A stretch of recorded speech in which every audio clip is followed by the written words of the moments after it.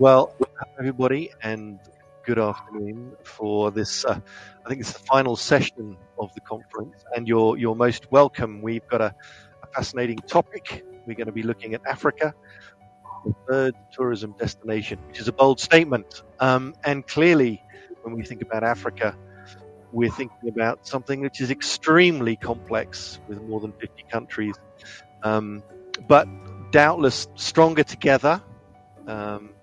And maybe there's a need to talk across borders, maybe to break out of the silos. And the pandemic, if it's over, has forced some change, as countries have maybe had to work together more over the last 2 years than ever before. Some things have definitely changed, and some things remain the same. Maybe the products that for tourism that Africa offers may need to change and adapt. Maybe the markets need to change and adapt. Are we looking at the right places? And what role can tourism play in the economic recovery of so many countries across the continent? There's issues associated with ESG, the environment and the care of the environment, that we need to consider. And certainly one of our panelists in this session knows that from day-to-day life, from living in the Seychelles, and she's going to talk more about that in a little while. But tourism is a people business. Africa needs to look for millions of jobs over the coming decades. And to make that happen, the public sector and the private sector are going to have to work together to be efficient and to be viable.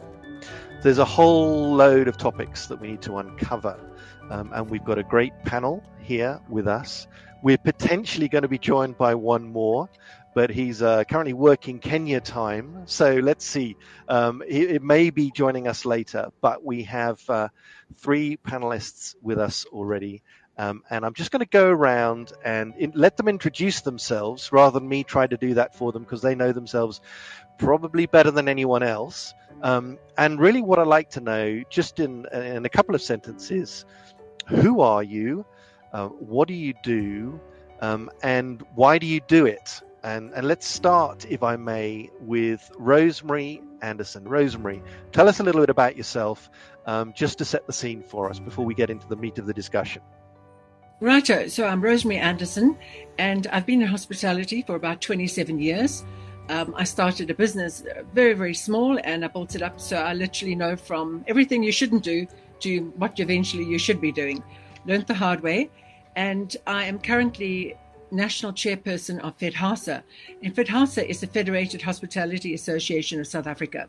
So what we do is we worry about all things hospitality. We try to make it as easy as possible for all of our members who are in hospitality, from hotels to restaurants to taverns, to make it easier for them to actually succeed successfully. Thank you. Okay, perfect. And now, Sherin, let's go for you next. Tell us a little about yourself and what you do. Thank you, Ben. Good evening, everybody. It's evening on my side in Seychelles. I'm currently the Principal Secretary for Tourism Seychelles, position which I've been occupied almost a year now, but previously I've been since 2013 the CEO of the Seychelles Tourism Board. The Tourism Seychelles now take care of pretty much everything for the industry now, from marketing to product planning, development, standards and monitoring and policy.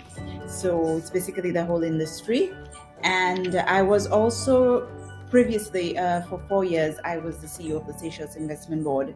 So I've always been passionate about the industry, and even though I'm an economist by profession, when you're passionate about something, the universe always finds a way of getting you back to where you belong. So this is how I got to be in tourism.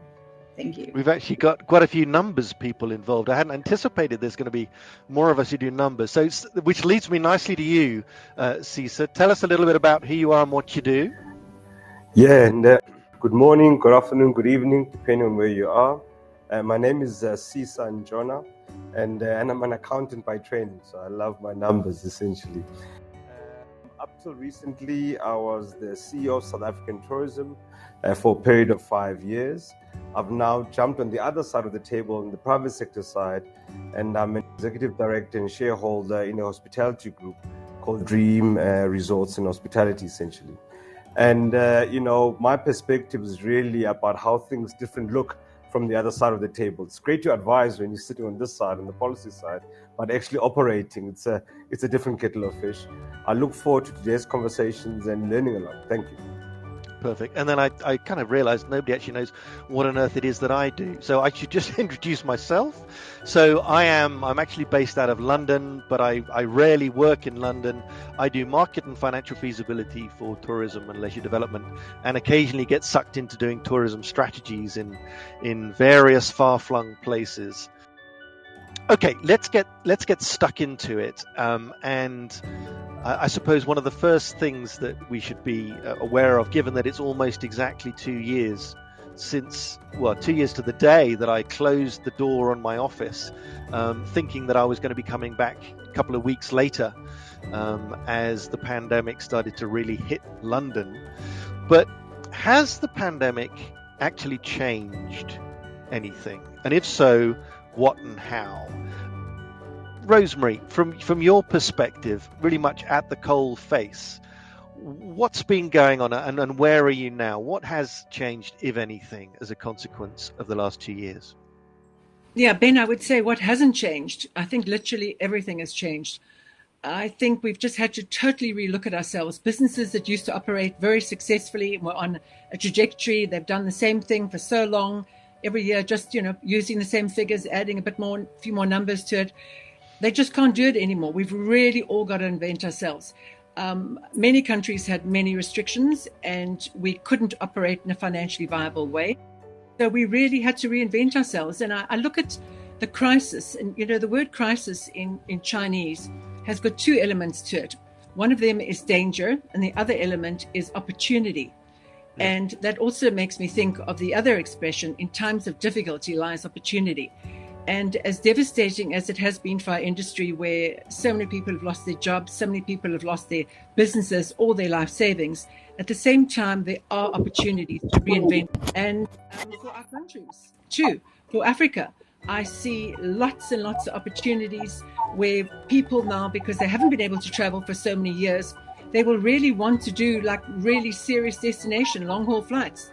And for Africa, where a lot of people aren't accustomed to visiting, I would have thought this could be really a bucket list, which people are now looking at. So I think as being one of the countries in Africa, we're really excited about it. With our new Minister of Tourism, Lindiwe Sisulu, she's got some very good ideas of how she feels we can actually market our country like we've never marketed before. And I really feel now is the time, it's the opportunity because of this crisis for all of our countries in Africa to work together and all of our governments in Africa to work together to provide a platform which makes it so easy for an international tourist from the Americas or Europe or Asia to be able to move seamlessly between our different countries. Now, it would be fascinating to know whether people were actually forced to pick up the phone a bit more and talk to their colleagues performing the same sorts of roles in other countries. And Sherin, if I might come to you, over the last 2 years, has there been a more collaborative approach to the development of the tourism sector and how the tourism sector must work at a high level, at an intergovernmental level? Have you seen any of the barriers come down with regard to that, or does that remain a bit of a challenge? And what lessons should we have learned from this experience that need to go on forward? I would say that with this pandemic, what we've realized is that when you're desperate, if I should use that word, you have to respond to your customers' needs if you want to survive. And it was important for us to understand what are the trends that if people are willing to travel, where are they going to travel and what kind of experience they're looking for. Yeah. And secondly, it's also about how, with the little amount of visitors you'll be receiving, how do you maximize revenue and give your visitor the value for money, the experiences they are looking for. So I have to say, Ben, that yes, in some way, all of a sudden, that probably priorities for us tourism that was maybe hard to push now all of a sudden have become everybody's priorities, even in the government. Because I can give an example here, like a product diversification, diversifying experiences within the tourism sector, giving our visitors more authentic experience. Now it's on everybody's agenda. You hear the culture department talking about the same thing. We need to do more cultural tourism. So people are actually talking the same language as you now. And I believe that the pandemic also had a role to play in there, because more than ever, we need to find a way to rebuild the economy, and we're not going to get the 2019 numbers anytime soon. So we have to really maximize each visitors visiting our islands in terms of experiences if we want to build up the revenue. So definitely, and the need to diversify has become, and to provide the authentic experience that we've been asking for, we've been wanting all this time, have even come more of a priority now. Okay, and then Sisa, there's this question about diversification. Is that something? I guess it's diversification of product, but also diversification of market. Is that something that you've seen South Africa embrace, or were people kind of slow to pick up on that opportunity associated with diversification? Yeah, I mean, look, the market conditions have certainly changed, and we need to be obsessed about the needs and the wants of the consumer, because they are getting new data points all the time and are actually being influenced as to where they should be going, from their perspective there. So definitely the things that worked previously are not necessarily the things that are going to help us going forward. The key thing, though, however, is to be aware of the pent-up demand that is there. That as the very conscious traveler of nowadays, they are looking for, as Sherin said, authentic experiences. They want to get more deeper within their travels and movements from their perspective. And the shallow kind of, Instagram traveler is really kind of moving on. And we've got to be responsive to that. I think the destinations that are aware and are literally, kind of understand where the customer needs and wants are going to, are the ones that are really going to come out the gates before others. Okay. If we shift our focus then for a little bit and think about the profile of our markets, and Sherin, I'm gonna turn to you for your thoughts in just a second. But I'm conscious of the fact that for some destinations, it's actually not that easy to swap the source of your market. And if you're on an island, then it's going to be a lot harder than some places, right? But when we were talking the other day, conscious of the fact that getting around Africa by air has been and continues to be a real pain, and you actually have to go miles and miles north just to go a couple of miles east, if you know what I mean, just in terms of the connectivity. So it would be interesting for you to hear from you whether you think there's an ability, the degree to which you can shift your market focus, because your domestic market inevitably is pretty constrained because you're on an island. But can you easily look to other regional tourism markets at a time when you are, as we know, having to think very carefully about your source markets, particularly with Russia being a primary source historically for you? When we started looking at the recovery strategy, we had to do this exercise of basically looking a little bit on all the continents where potentially we can invest our money, and hoping it will give us at least a little bit of return, the visitors we were looking for. And in that process, there was a few key things we had to really look at. One, of course, is the propensity for travel. You have to know whether this market, they are ready to travel, they are searching for travel, they are looking for travel. before you even start building any other strategies. No. And we did through market intelligence data nowadays. It's much easier than a decade ago, perhaps. We did realize which were the markets that were searching for travel, and more specifically searching for beach holidays, searching for Seychelles, for example. And of course, in this day and age, you have to now check whether they can travel. And how do you check if they can travel? One, it's the various travel measures that exist, especially coming from the source country. This was prime and important for us to know what is travel conditions, if they will have to quarantine on the way back. But another very important factor to consider was air connectivity. There's no point in going to a market if it's going to be a hassle for them to get to your destination. So while doing this exercise, you just realize there may be markets with good potential, but you don't have good connection, air connectivity. So it's pointless to even try and start doing anything in that market, because and while closer to home, for example, there probably would have been a lot of African neighboring friends who would have enjoyed coming a holiday to Seychelles during this time. Some of them were just practically not reachable, not accessible. They have to go to Paris and then to some other places, or they have to go all the way to Dubai before reaching Seychelles. So air connectivity, if we really want to develop markets closer to us, I'm pretty sure within us African countries is something that can be achieved.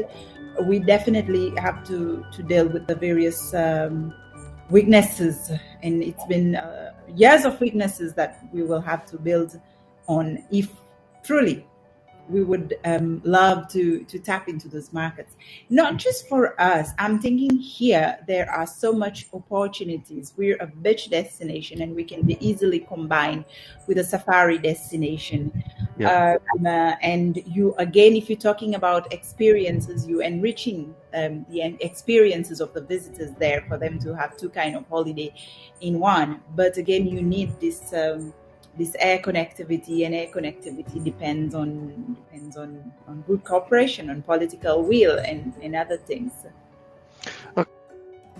So, without that access, it's going to be very difficult to make that connectivity work, and that's going to affect your source market options. Sisa, so the markets is one thing, but then the products is clearly another. And I was wondering from your perspective and the conversations that you're having in terms of emerging trends with regard to products, what are some of the strengths that we see that pave the way for Africa, the preferred tourism destination? Is the focus too narrow? What do we think should? But tell us about it. Emerging 100%. trends. So I think, as my fellow panelists are pointing out, it's the big reset button was pressed, and we kind of needed to relook and ask ourselves the assumptions that we know, do they still hold? Again, a product needs to match the needs and wants, basically, of the consumer. The consumer is evolving; they're not standing still. So therefore, you almost then need to be able to match the two. There's no point in going to search for new markets if you don't have a product that actually matches the new market. So you've got to do all of these chess pieces and kind of make them align from the perspective.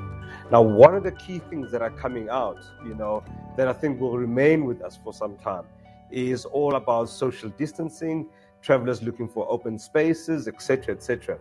And as a continent, we've got one thing, and that is land and space, and I think it lends itself quite well. I don't think you're going to see people packing themselves into one hotel kind of destination. There's 2,000, 3,000 people. But I think the whole thing around smaller kind of units where you can travel in your bubble as families, as friends, essentially, and be able to set yourself over there. These are some of the trends that we are seeing as well. And I think certainly as a destination, we are well equipped for that. We've got lots of open spaces. You can safari, in different kind of options, whether you're looking at the budget traveler, backpacking, etc. That is there, or also the ones that is a bit more affordable as well. So there's something for everyone in between. The key thing, however, is that we've learned one thing, that travel does not stand still. So the rules that apply today could change tomorrow. So essentially, you can get a traveler coming from a destination overseas, knowing certain restrictions or documents that they need.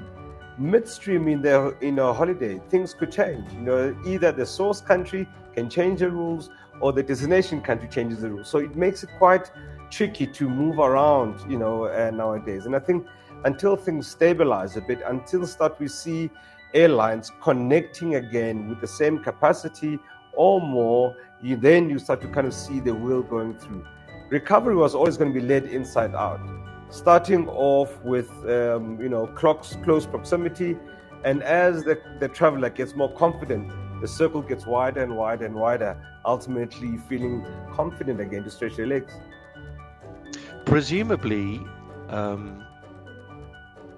there will be some markets and some products that are going to be harder to sell. There's quite a bit of discussion about the ongoing pressure on the corporate market.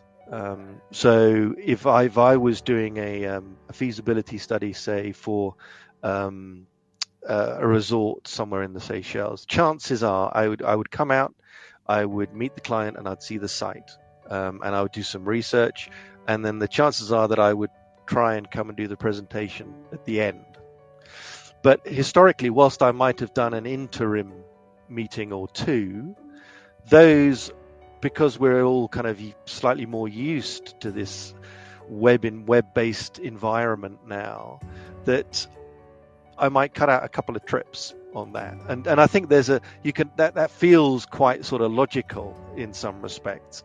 I suppose the losers in that regard may be the folk who are overly focused on corporate travel and those hotels in city centres.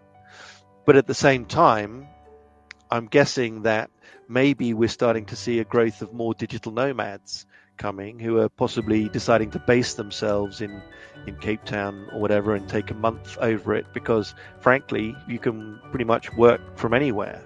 And I just wondered, and Rosemary, I know it would be great to get your view on whether you think, if we sort of look ahead to 2030, things like that, whilst there may be a slight softening in some of the corporate markets, do you think that there will be new markets like the sort of digital nomads that you'll be catering to in the coming years, or is that too going to fade? I definitely think we're going to capitalize on that market. I don't know if you've been to Cape Town, Ben. You mentioned Cape Town. Yeah. It would be very difficult to meet that anywhere else. It is just a stunning environment. And as you say, so many people can work, and COVID definitely fast-tracked that. So many more people can now work digitally. So we've actually even approached our Home Affairs Minister, the minister who manages visas, to try to organize a very easy digital nomad type visa for people who would like to work here remotely. And I think everything will level out. There'll be different markets, but I really believe that if we're very clever and we go for different target markets, maybe we won't get as many business travelers, but as I mentioned before, if we can target all the different sectors, South Africa is great for adventure tourism. I mean, our safaris are unmatchable, and we're the best at it. We've got so much to offer, and I think this is going to have to make us work harder at really showcasing what we're great at. We're just going to have to make up, and I agree with you. I think that maybe there would have been 4 visits for you to go to the Seychelles, and then that might go down to 1. But it'll still be the one, and as Sherin mentioned earlier, the whole idea is to really capitalize on that visit and Ben, make you spend lots of money there. So you'll also be spending on cultural things, the cuisine, take home stuff with you. So the whole idea is to actually expand the spend, basically to sell up. So the visitors we get, we really want to sell up. Yeah. let's shift our focus for a second, because we mentioned in that discussion what with digital nomads and the fact that we're meeting like we are today, the advances and changes that have been made in technology. And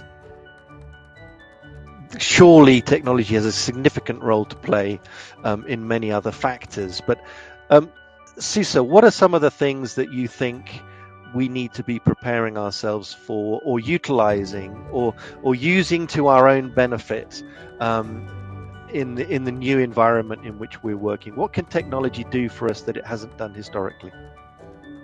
Oh, absolutely everything. I'm a big technology freak, and I think it's a wonderful opportunities that it avails itself. Just to link up with the last conversation around the conferencing and the corporate travel, I really have a view that I really see the volume of people actually getting wider as opposed to actually getting narrower. So what you're going to see is we're going to live in a world of hybrids, where there'll be people physically attending, and there'll also be people who are actually dialing in.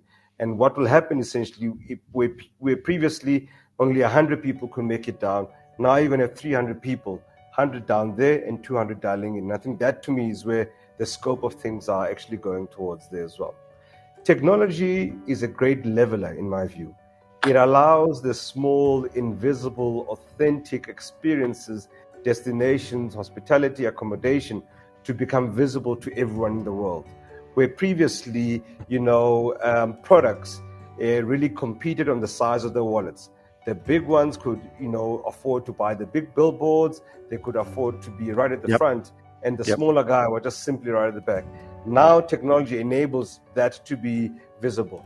You need to compete on your uniqueness. You compete essentially on that authenticity. And ultimately, at the end of the day, it doesn't matter what anyone says in terms of how fantastic you are. The traveler decides. The traveler has the bigger voice any other moment in time. And technology allows the traveler to become an ambassador for your product or basically someone against it. Okay, now, just before I introduce you, Cuthbert, I'm just going to give you a second to take stock and continue with this line of questioning and talk to Sherin for a second. I know, because I have teenage children, and of course, therefore, Instagram and TikTok and all those other things, right? That the idea of social media marketing is huge, and in the Seychelles, it must be particularly huge. I'm sure you're probably sick to death of seeing influencers coming to the Seychelles. But what are you doing as a destination to market using technology and social media? Have you changed your approach? Is more being done in your accounts and things? How are you using it? We've had a digital strategy way before COVID, the COVID pandemic struck the world. And we realized as a small island destination, resources would always be a problem. And if we really want to reach maximum amount of our potential customers, digital is the way to go, because that's the most fastest, easiest, and most cost-effective way to actually reach a large number of people and deliver content to their doorstep right the way you want it, with no intermediaries. So we figured this out a while back. But what the pandemic did for us is basically it was a catalyst in just getting everything in the right direction and getting all your partners in that direction as well. Because as much as we would have want to move this way, the trade from our side was taking a while to join in, because perhaps they were accustomed to the traditional way of doing things, so they didn't see the need to be online. They didn't see the need to join the bandwagon. But of course, with the pandemic, everybody went online, because they realized they are non-existent if they are not present in the digital space. And of course, now that you're online, you realize your customers, they are thirsty for content. And once you've started it, it's a never-ending train you're on. You have to keep on keeping them engaged. So it's all about now content. And of course, you get requests every day, people who just wants to come and help you with content creation. But amazingly, we're having the whole population now helping us producing content. Even our visitors nowadays help us producing content. They are actually our influencers, because they are the one who produce content through CrowdWeave. We reuse the content, we get permission to use the content, and we just repost it, reshare it, because we realize you really need to have plenty of amazing content. And who's the better person to produce amazing content for you than your visitor themselves when they are here? But if you're talking about digital, we're talking about the customer here, we're talking about the visitors here. But amazingly, even businesses amongst us tourism professionals have revolutionized with the pandemic, with technological advancements, I should use that word. Everybody is now so much more comfortable with webinars and online platforms and Zooms and all of these various virtual platforms. So I believe it's something it's going to stay, as much as we would go back to physical event, but there would be always an element of virtual, or like our panelists have said, hybrid events that will definitely stay. I don't see how we will go back to the way we were operating after having been so confident now using all these technologies for our businesses. No, that genie is definitely out of the bottle. Okay, so we have with us now Cuthbert. You've been able to join us, which is great. And what I want to do, Cuthbert, is set you up with a question. Well, three questions. I would like you to tell us a little bit about who you are, what do you do, and I'm going to give you a specific question, which we sort of dealt with earlier, but you in your role will have a specific view on this. And that question is there now a greater sense of unity across the continent with regard to tourism and collaboration looking to the future? Thank you so much, Ben. My apologies once again, colleagues. I'm down in Nairobi, Kenya, where we have attended climate and environmental conference.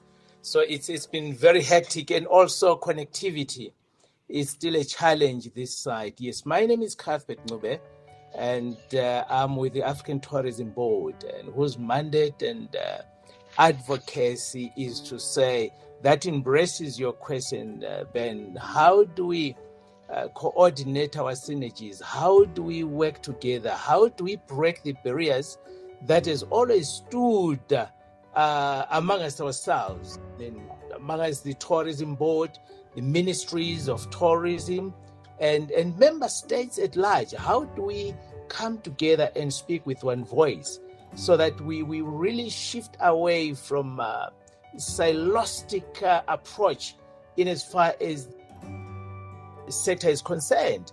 We will all agree that the Tourism Board is one of the major catalysts, a vehicle that drives unity, that brings people together, that drives, that promotes love and interaction among ourselves and one another. And it's unfortunate that we haven't seen really a robust approach, especially after the pandemic. We thought that pandemic has taught us a lesson to say, how do we regroup, especially when you focus within the African continent and approach on our regional approach and our continental approach as well. We haven't seen a well coordinated approach, Ben, and which is so sad. But in our drive and in our age as African Tourism Board, we have actually noted a few countries that have really come together. And we're talking of Kenya. We have really been talking behind the scene with the ministries, and we have seen Botswana, and we have seen Eswatini. Yes, we have had discussions with the Minister of Tourism in South Africa, where we say, look, South Africa plays a pivotal role in reshaping the destiny of our tourism sector. And with issues of connectivity, that needs to speak with one voice. We have had a delegation that came from Nigeria, and they to Ethiopia because of the visa issues. After getting their visa, they got to the airport. They were not allowed to board because you need to be fully vaccinated.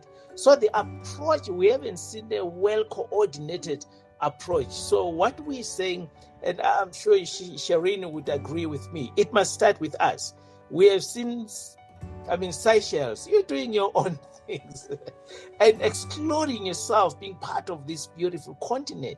We need really to come together and speak with one voice as we are actually fighting and driving the recovery processes of our tourism sector. We haven't seen a well cohesive approach, Ben, but we're definitely working towards it. Sanity should prevail, especially within our policymakers. When we speak with one voice, we're looking at connectivity issues. It's just a nightmare. We're looking at visa issues. It's a nightmare. We're also looking at issues of your COVID approach, and it's so we need to speak with one voice. Our airlines should be able to coordinate and have a cohesive approach to say, how do we drive the recovery processes within our travel sector? Okay, thank you. And clearly, I think we're going to pick up on the topic of environment in a little while. So I think the fact that you've come down for a conference looking at the environment is going to be a useful point. But as a next question, Rosemary, let me come to you. Just if we think about looking ahead to 2030, there will definitely opportunities, but there are probably still some barriers to growth on a very practical level, rather than at an intergovernmental level. Just the day-to-day of getting the job done. What are some of the things practically that you think the public sector can support the private sector in, or maybe vice versa? What are the barriers that need to be broken down immediately to try and get things stronger than they've ever been before? Ben, I think what Cuthbert raised earlier, how there's just not a correlation between what country in Africa is doing with the next one, with their neighbor. That is damaging things. In fact, I think if there was going to be an outcome from this conference, I think if the African Tourism Board could actually have a session whereby all of the tourism ministers and with the people actually that support them have a meeting whereby all of us raise what the problems are for tourism in our country. We need really, really smooth, seamless inter-travel between all of us in Africa. Then we'll all benefit. We're all in this together.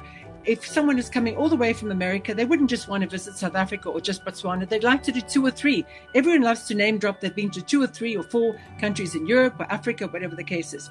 So we really need to start working as one. Just like in Europe, we need to start working as an Africa in that regard. And all countries, and I can't talk for other countries, but our country, even though our government keeps on talking about creating jobs, unfortunately, a lot of the rules that we have in our country are extremely unemployment inclined. So, for example, if you want to apply for a liquor license at the moment because you're wanting to open a coffee shop with some nice liqueurs, or a hotel to sell alcohol in your bar or a restaurant, it can take up to 2 years to get a liquor license in South Africa. Not many people can wait 2 years to start their business. The same goes for tour operators in our country.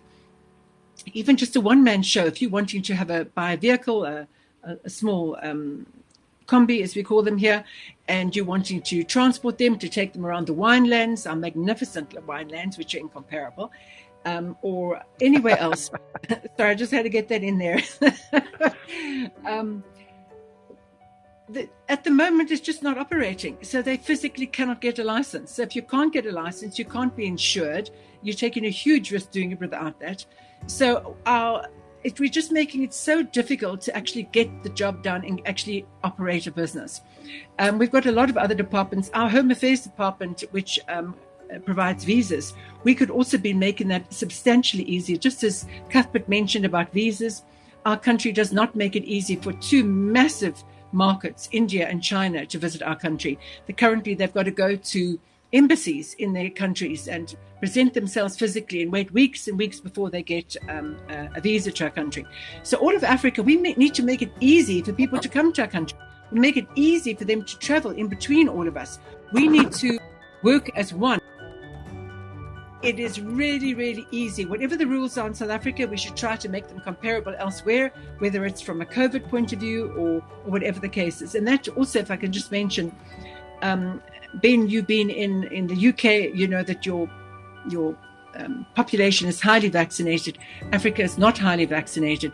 We definitely need to do that because a lot of our European visitors would not feel comfortable coming to a country which doesn't have a highly vaccinated population.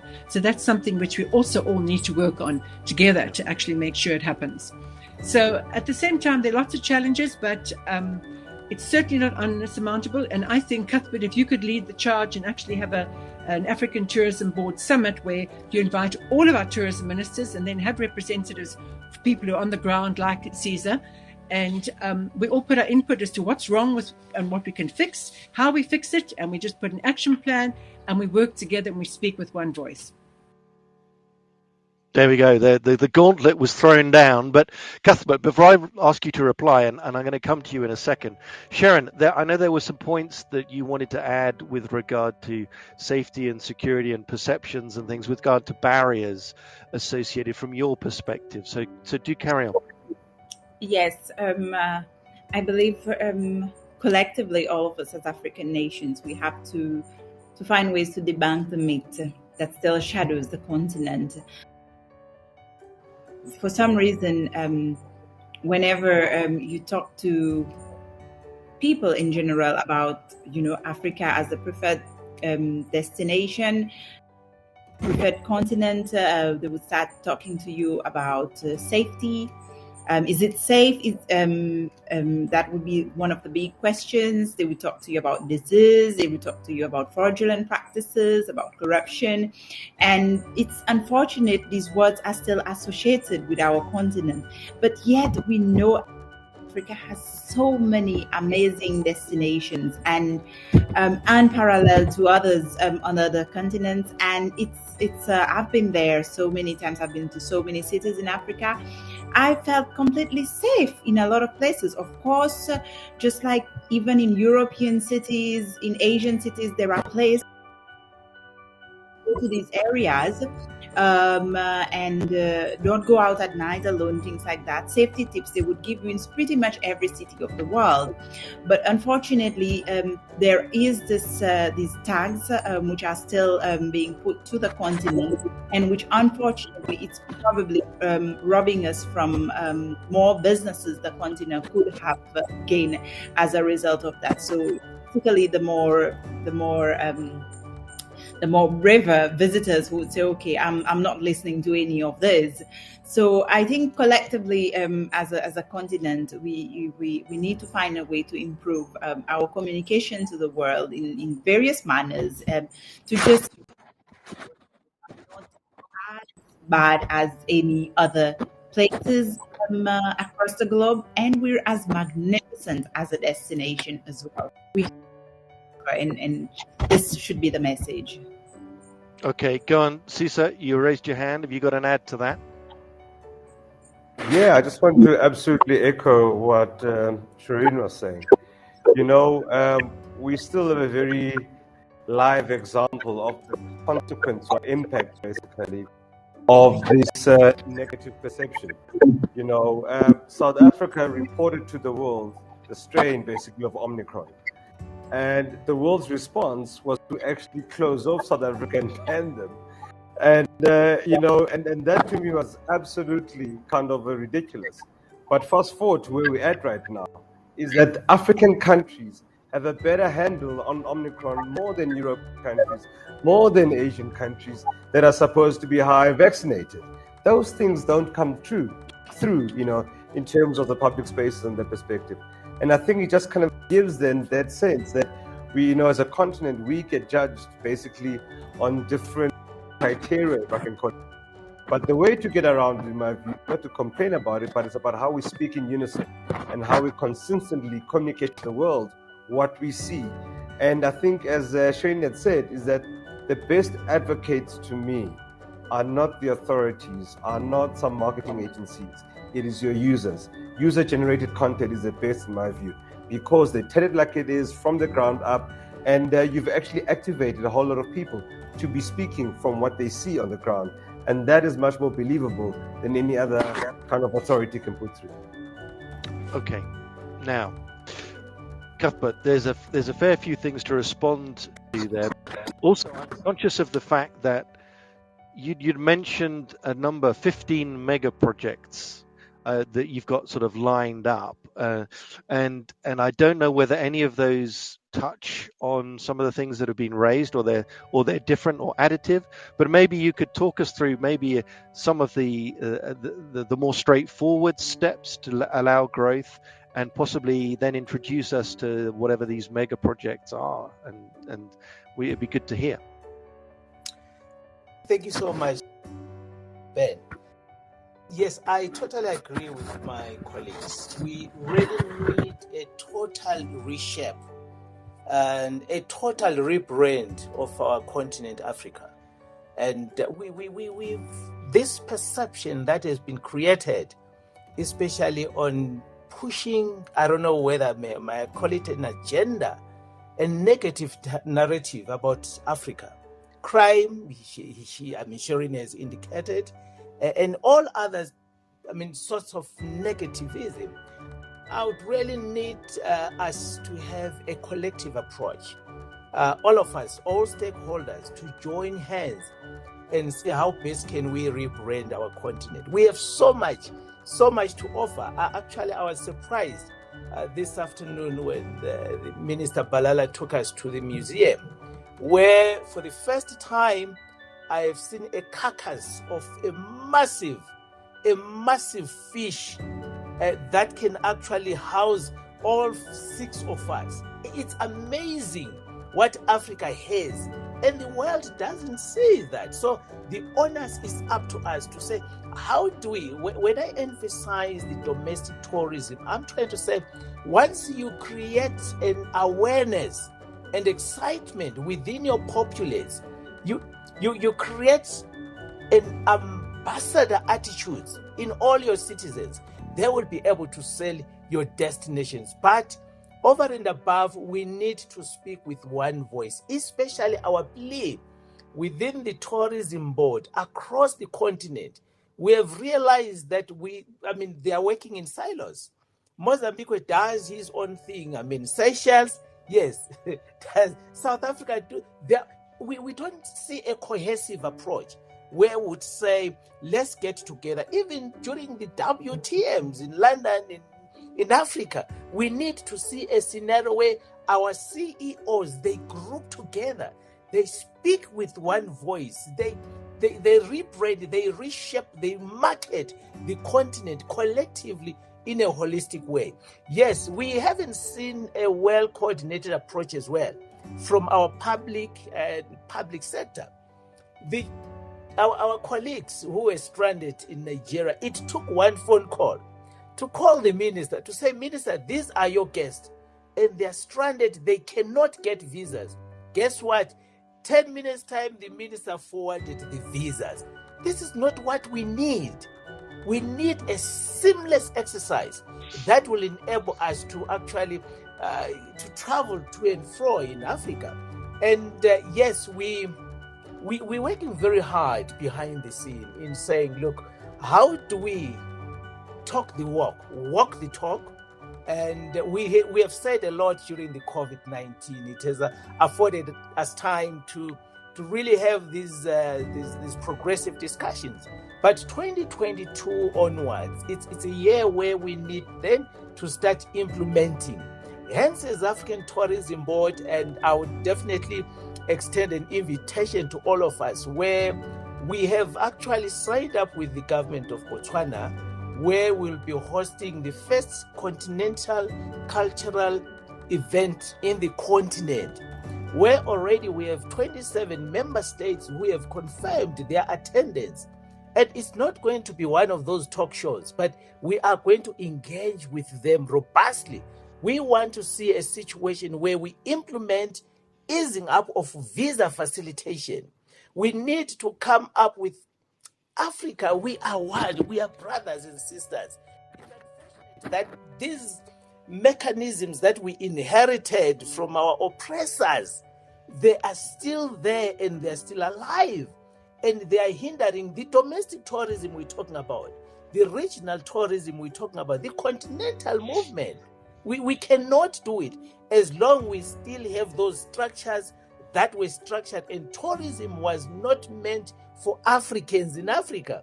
Tourism was meant, that is why it's extremely expensive for someone to fly from one member state to another member state. So we need to change so that we are, when we say as tourism board, we are marketing Africa holistically. But do we have mechanisms that will enable people to travel freely? It's one of those dynamics. And over and above the Continental Cultural Festival, yes, we still have other conferences that are lined up during the course of 2022. On the 25th of this month, yes, the government of Eswatini will be commissioning the ATB Secretariat. So it's where, of course, we are expecting quite a number of ministers, where we have said, look, if there is an event in Seychelles, we expect all the regional member states, they need to rally and support. That's what we say when we talk with one voice. We need to be supportive to one another. We don't need to work in silos. It's time now for Africa to rise and shine and claim our glory within the global community. We can do it. Yes, we have the means, we have the human resource, and we have the natural. We have so much in our disposals, but yet we are not benefiting as the continent. And I think one of the things you picked up on there was the natural resource, and it does lead us on. And we know that you've come to Nairobi for an environmental conference, and that lifts the lid on the whole issue of ESG. And certainly it seems to be the case, as I look at traveller habits internationally, that there has been through COVID a bit of an awakening, not only to we're vulnerable, but the fact that we are all interconnected, and what happens in one place will impact someone else somewhere else, and we need to be looking after our planet better than we have done before, and that whole question of environmental sustainability and the shift from sustainability to almost regenerative tourism, where we're doing more than just sustaining the environment, is key. And I know more than almost any other destination in the world that the islands in the Indian Ocean, it's a serious priority. And Sherin, would you mind just sharing with us a little bit about the implications and the impact of some of this environmental stuff as you're witnessing it on a day-to-day basis? For us in Seychelles, we like to say the terms tourism. We should not be saying sustainable tourism. Tourism should be in itself sustainable, because it's probably the only industry that we have, all of us collectively, that potentially can keep on giving for decades or even centuries if it's done properly, and it can sustain a nation for as long as you can think of if it's done properly. And for us, this is the one economic sector we have, and every other sector does not measure to what tourism contributes to the economy of Seychelles. And tourism is built on environment. Environment is the cornerstone of the industry. And of course, with the effect of climate change, this has become even more important for us, because now we're not just talking about tourism here, we're talking about survival of a nation here. Yeah. So It's you mentioned it, term it regenerative tourism. I call it transformative tourism, where we would like all our visitors visiting our shores to be transformed when they go back home, to be our ambassadors of environmental need, the dire need for us to start changing our habits, changing the way we see the world, and changing our lifestyle altogether. Because as much as there's so many people in the world who still don't believe in the effects of climate change and why we need to be more sustainable in our approaches, Seychelles, we see it every day. We see it every single day. While in the UN conference, people are talking about sea level rise, we see sea level rise almost every day. We see the effects of that. There are certain times of the month when there's full moon. I live in the south of Mahé. Yes, I get to drive along the beautiful coast to work every day, an amazing view. But unfortunately, because most of our roads are coastal roads, there are certain instances we have to drive in the sea certain time of the year. So this is, for me, it's experiencing it as it happens, while there are people in conferences who keep saying this thing does not exist. Yeah. When we talk about coastal erosion, sea temperature rise, and which is affecting our coral, and snorkeling, diving is one of the big niche for our destination. So eventually, if these things keeps on happening, we would not have divers traveling the world to come experience the great coral reefs in Seychelles. So these things for us are very real. I experience it every day. My peers in Seychelles experience it, and probably if ever you have the chance to visit Seychelles, it will be things that we will get you accustomed and introduced to, so that you can also become our ambassadors in the climate change discussion. It's interesting. There's so many issues. The flooding in Australia, the fact that you're having to drive through the sea to get to your office now. It's a very real issue. I think we're all increasingly aware, and now certainly on conferences like this, it does actually get talked about a lot more, and we're seeing more focus on transformative travel kind of strategy work as well. Now, we are getting close to our time, but I want to make sure there's two questions that I want to ask everybody as we draw to a close. And I'm going to start with you, Sisa, if you wouldn't mind.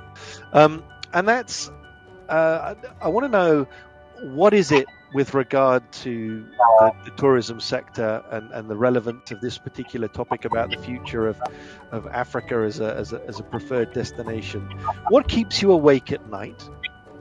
And what is it that actually motivates you then to get up in the morning and do your job? Just take us through those two thoughts. Yeah, so what keeps us awake at night?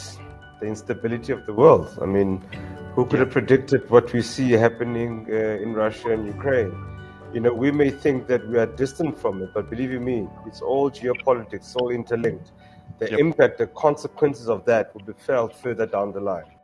Tourism is very sensitive to such changes, to such global activities. When people feel insecure, when people don't feel safe, they stop moving. And that, is kind of counterproductive from where we sit.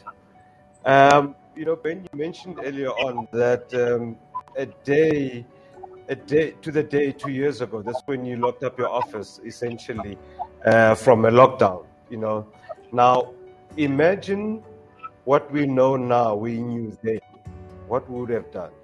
We all thought that we're going to lock down for 3 weeks, right? So therefore, perspective was just about 3 weeks. If we had known that we would have been afforded 2 years, what we would have done to change a lot of the things that we've been speaking about today, right? Because a lot of it does take time, does take coordination, and we, this once in a lifetime opportunity where the world stands still, it allows you to open up the engine, as it were, and kind of do the tweaking and changes in alignment, etc., etc. Unfortunately, everyone around the world was paralyzed, right? We all kind of stood still. We did not know what to do. And we kind of made these kind of incremental changes, if I can call it that. And unfortunately, it's not enough to be responsive to the times that we're in.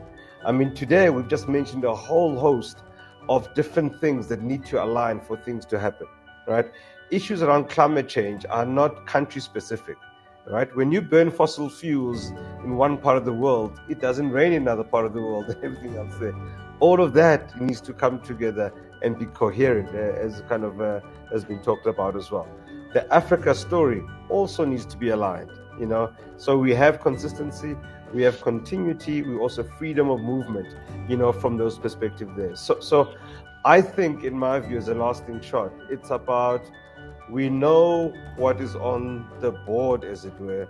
Now is the will and the intent to fix it for the benefit of everybody. And it's going to require some leadership to kind of get over there.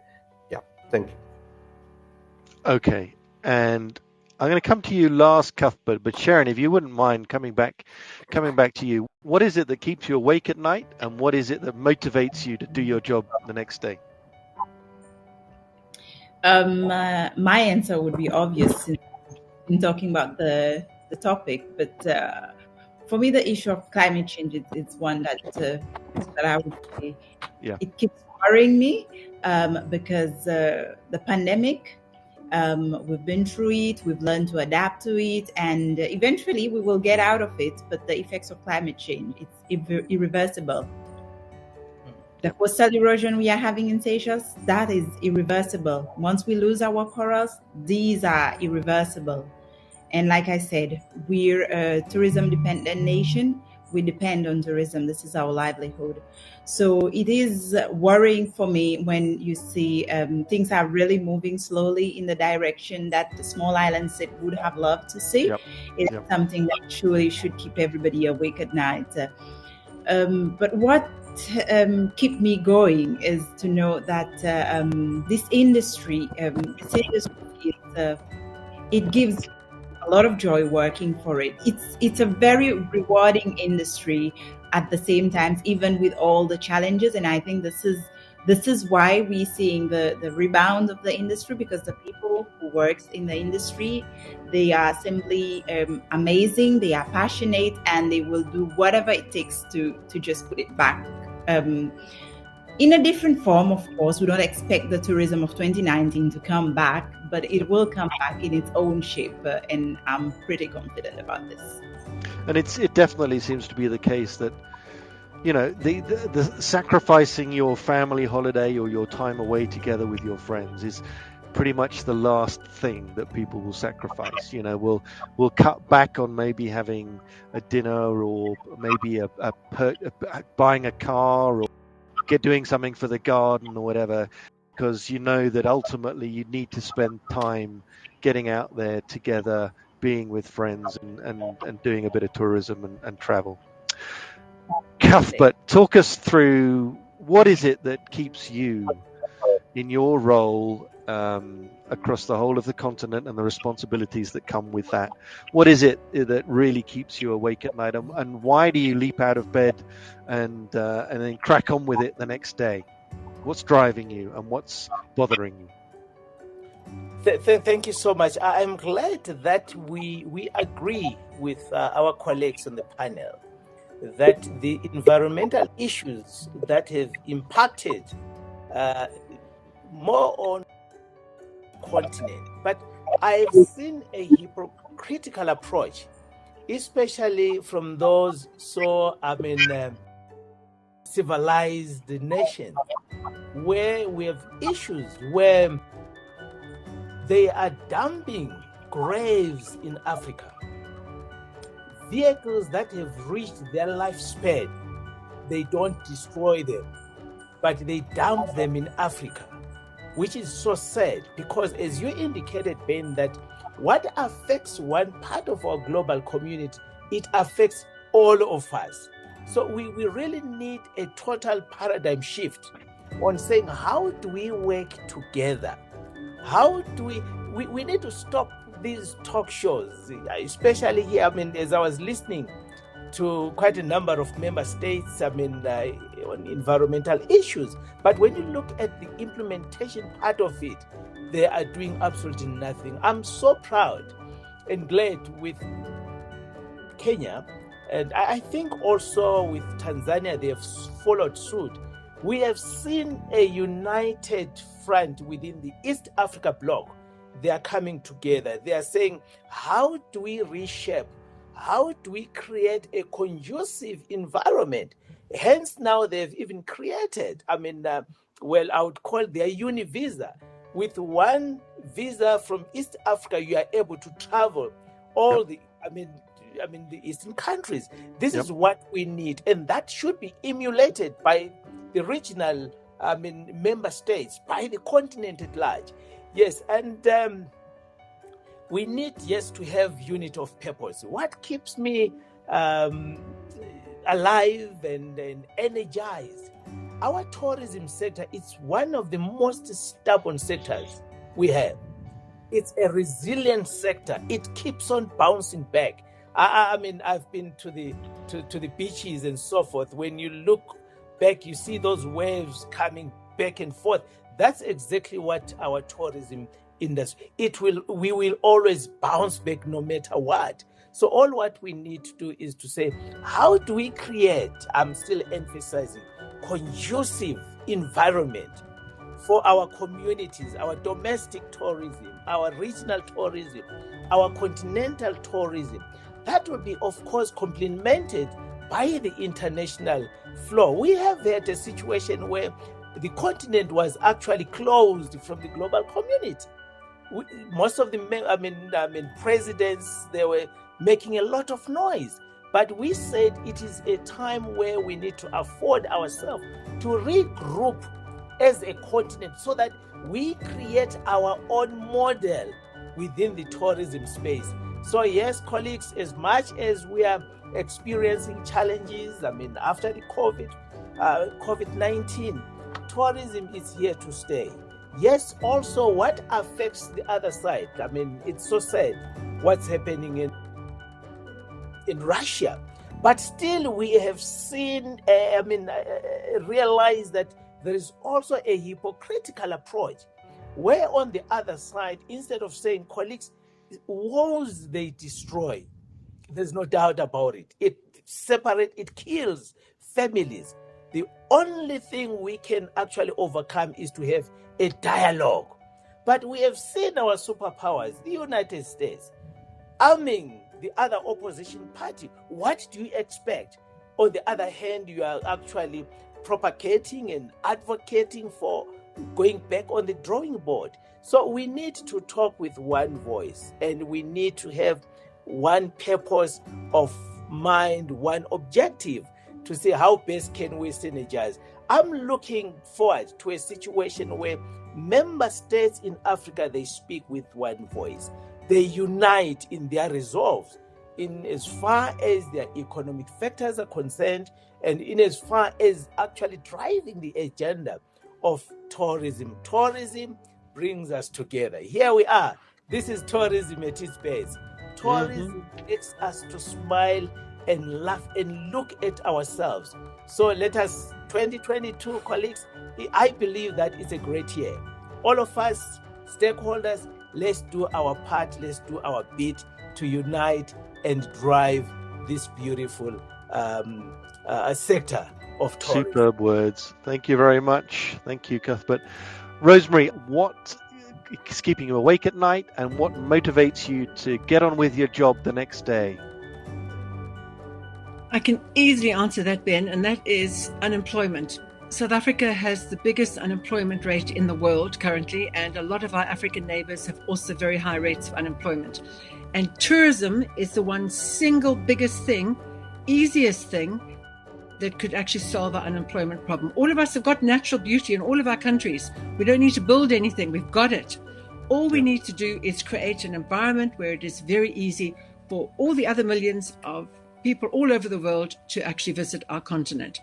So tourism is the key to solving unemployment in Africa, and specifically in South Africa.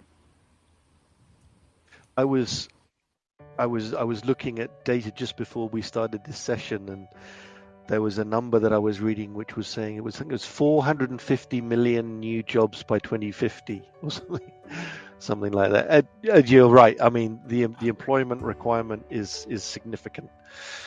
Well, thanks everybody. We've covered a lot of ground. We've talked about products, we've talked about technology, we've talked about markets, we've talked about ESG and bringing down barriers and connectivity. But one thing is for sure, that this particular panel has a passion for the subject, and we know that the future is bright under these difficult, strange times in which we live, that people will continue to take holidays and go to some of the amazing destinations across the continent and in the islands. So it just leaves me to thank you very much for your time today, and let's hope that next year we are maybe able to do this in person. Wouldn't that be good? So thank you, everybody. Thank you for your time this afternoon. Thank you, Ben. Just thank you very much, Ben, for facilitating. Much Thank you appreciated. very Thank you much. so much. Thank you. Really Bye. appreciate it, colleague.